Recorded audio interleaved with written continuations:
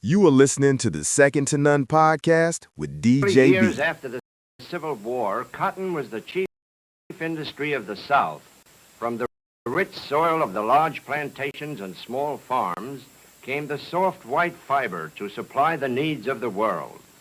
But after 30 more years of continuous cotton planting, the soil had thinned and crops began to fail. Farmers saw their once fertile fields turn into dry, lifeless dust. Land became barren and then eroded. The hand of catastrophe clutched the heart of the South. Among the many searching for a solution was Booker T. Washington, famous Negro educator. Washington pinned his hopes on a man of his own race. And who was this man? Well, let's go back to the night when, as a baby, we find him in the slave quarters of a Missouri plantation owned by a man named Carver. Tending the sickly child as the other slaves sleep, its mother hears.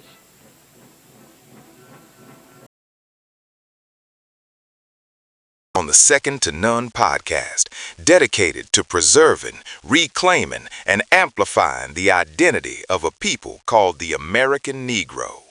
This podcast explores the heritage, lineage, lived experience, and cultural brilliance of a distinct people. The American Negro Manifesto, a declaration of identity, origin, survival, and nationhood. Preamble. We, the descendants of those who endured the unendurable, affirm before history and humanity that we are the American Negro, a distinct people formed on American forces that no other group on earth has survived. We are not an extension of another nation. We are not the offspring of a single tribe. We are not defined by labels created for political convenience or cultural comfort. We are a people born from scattered African beginnings, Native American interwoven bloodlines, European intrusion and legal reclassification, centuries of oppression, centuries of resistance, a culture and identity created in the crucible of America. This manifesto stands as our declaration. We are not African Americans in the hyphenated sense. We are not simply black in the global context. We are the American Negro, a people forged by history, shaped by struggle, and united by a lineage that only we possess. Article 1, Our Origins. Section 1.1, Fragmented African Beginnings. We acknowledge Africa as the continent from which many of our ancestors were taken, but not as a singular identity we can return to.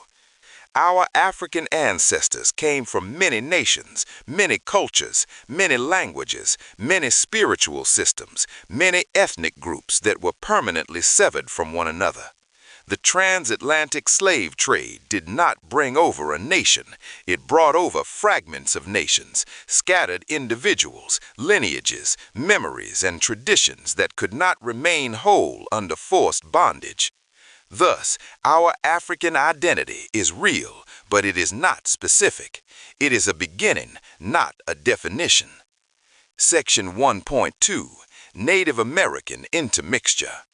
Long before our identities were policed by law, our ancestors lived, loved, intermarried, sought refuge, and formed alliances with native nations. Our family memories remember Cherokee grandmothers, Blackfoot great-grandfathers, Creek, Seminole, and Catawba relations, native communities that absorbed our people as kin. The erasure of native ancestry from official records does not erase it from our bloodlines, our features, or our memory. Section 1.3, The American Crucible. From the moment our ancestors were brought to this land, they entered a forced social laboratory in which their names were stripped, their languages extinguished, their tribal affiliations erased, their cultures merged, their families broken, their identities rewritten by law. What emerged from this crucible was not African, and it was not native, and it was not European. What emerged was a new people shaped by America and defined by the experience of being remade under unthinkable conditions. This new people is the American Negro. Article 2. Our Cultural Formation. Section 2.1. From survival came a new culture. Denied the ability to preserve original African nations, we created new music, new speech patterns, new food ways, new rituals, new spiritual expression, new family structures, new forms of resistance, new symbols of resilience. Every American Negro cultural creation is a testament to we were not allowed to keep our cultures, so we made new ones. Article 2.2. The American Negro is a cultural powerhouse. We shaped blues, jazz, gospel, rock, soul, R&B, hip-hop, spoken word, modern American language, fashion, expression, political movements, spiritual traditions. Our influence is global. Our creativity is unmatched. Our culture is the heartbeat of modern America. Article 2.3. The Unbroken Spirit. We carry within us the endurance of our African ancestors, the earthbound wisdom of our native ancestors, the strategic adaptation forced upon us by our oppressors, the brilliance born from necessity, the resilience forged by suffering but never broken by it. No other people carry this combination. No other people were created under these conditions. No other people emerged with such creative force after so much destruction. Article 3. Our Identity. Section 3.1. We are not African Americans. The term African American implies a direct lineage to one African nation, a cultural continuity that we do not possess, a voluntary connection that slavery destroyed, a hyphenated identity that divides our origin and our reality. We honor Africa as the place of our ancient beginnings, but we affirm America as the place where our people were created. Section 3.2. We are not simply black.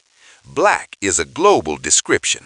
It includes Africans, Afro-Caribbeans, Afro-Latinos, Afro-Europeans, and African immigrants.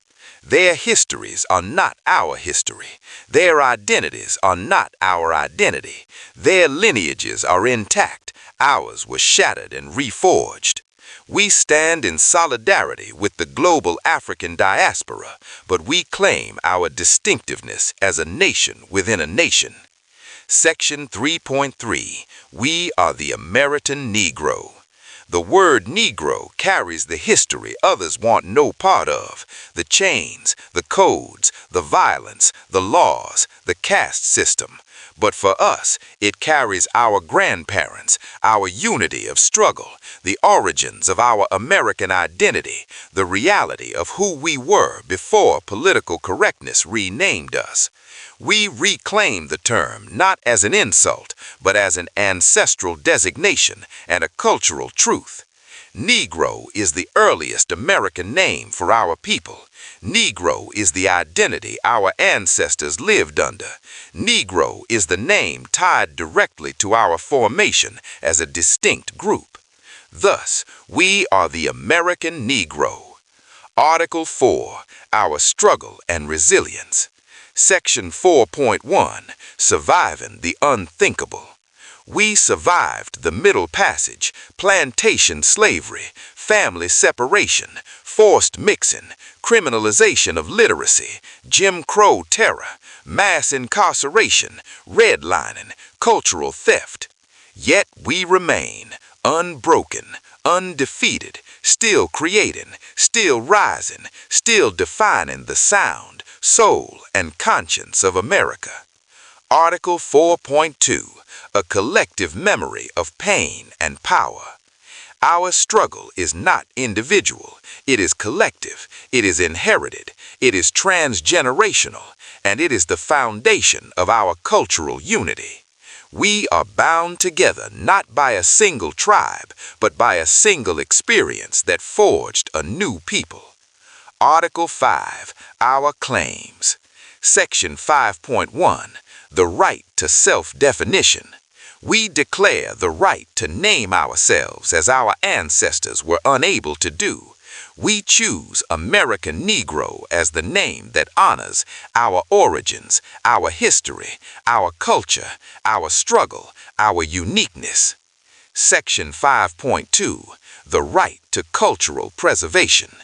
We claim the right to preserve our lineage stories, protect our cultural creations, teach our true history, establish our own institutions, honor our native and African roots, maintain our identity without dilution. Section 5.3, The Right to Political, Social, and Economic Recognition. We are a distinct people within the United States, and our unique history demands unique recognition, not as a racial minority, not as a generic black group, but as a people with a defined origin and a defined story. Article 6, Our Future. Article 6.1, A People Moving Forward. Our past was forced, our present is chosen, our future is self-determined. We will build cultural centers, archives, educational systems, community networks, economic foundations, political strategies, media platforms, homeland narratives.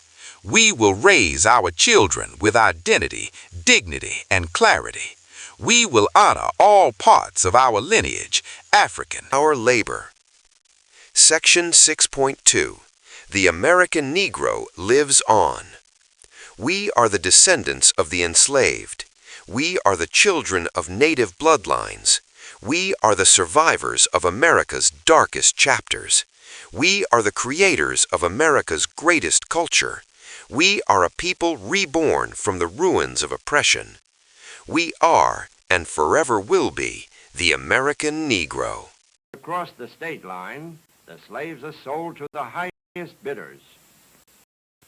The woman brings a good price, but the sickly child taken from its mother's arms in spite of her pathetic pleas is considered worthless. Frantic with grief, her entreaties ignored, she is sold down the river with the other slaves, never to see her child again. Later, after trailing the raiders to their camp, Carver is ironically told that the baby is the only slave left for sale. Since the planter is out of his state, he has no recourse to the current law. In order to get the child, he must buy it back. Out of sympathy for the sick, forsaken baby, Carver is determined to meet the demands of the raider. The price? Well, the thief has taken a liking to Carver's horse. And so the bargain is made. A sick slave baby in exchange for one of the finest animals in the South. A bargain indeed for the raider, or at least so he feels.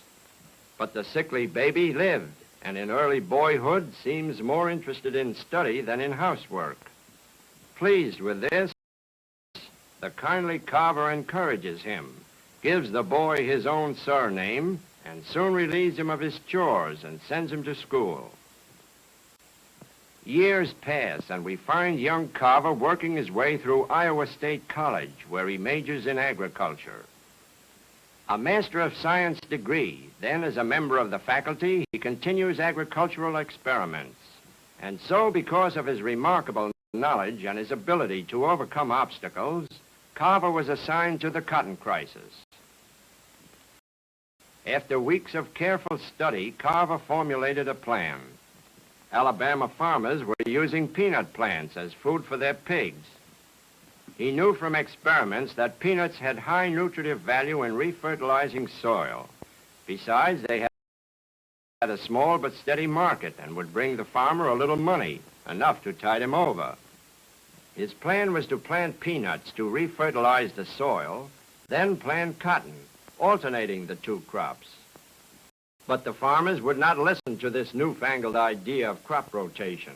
Peanuts were hog feed, and Carver's idea a joke.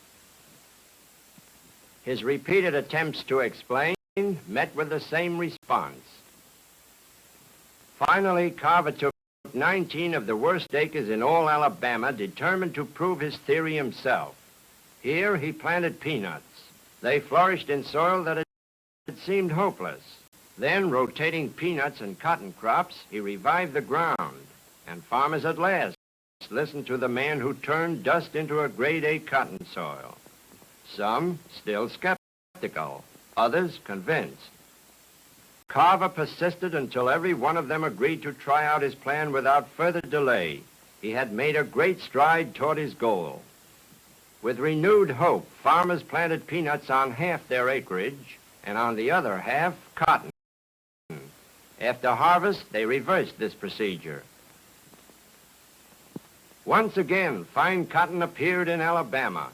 Then, a new catastrophe. The boll weevil infested the land, leaving its larvae to eat away the heart of King Cotton. Once more, hope turned to despair. But farmers who had heard the message of Carver found that the peanuts had survived. These crops would see them through until the next cotton harvest. The news spread and planters everywhere raised peanuts. Warehouses became packed to overflowing. The supply far exceeded the limited demand. Low prices dropped off to practically nothing. The farmer had no market. Now it was indeed true that peanuts were only good for hog feed. The situation became more serious than ever. With cotton destroyed and no market for peanuts, many farmers had no means of earning enough for next season's planting. Their families faced poverty such as even they had never known. Angry farmers gathered. Many felt that Carver had led them astray with false promises. As was his custom, Dr. Carver turned to his Bible, and there he found inspiration that gave him the courage to carry on. To his mind came the thought, he must find new uses for this hog feed. Surely within its shell there were properties that would create new markets for the peanut and bring relief to the poverty-stricken farmer. In his Today's laboratory, episode is sponsored by TheySourceSales.com, your online destination for CMOS, herbal health products, and natural body support supplements at great prices. TheySourceSales.com offers an affordable collection of wellness essentials, including raw CMOS, infused CMOS gels, detox formulas, herbal blends, cleansing products, superfood powders, and more, perfect for individuals, families, or small businesses looking to stock up. With fast shipping, dependable service, and consistently fresh inventory, TheySourceSales.com makes it easy to maintain your wellness journey with products you can trust. Shop now or browse the latest deals at TheySourceSales.com or contact them at 210-899-2985.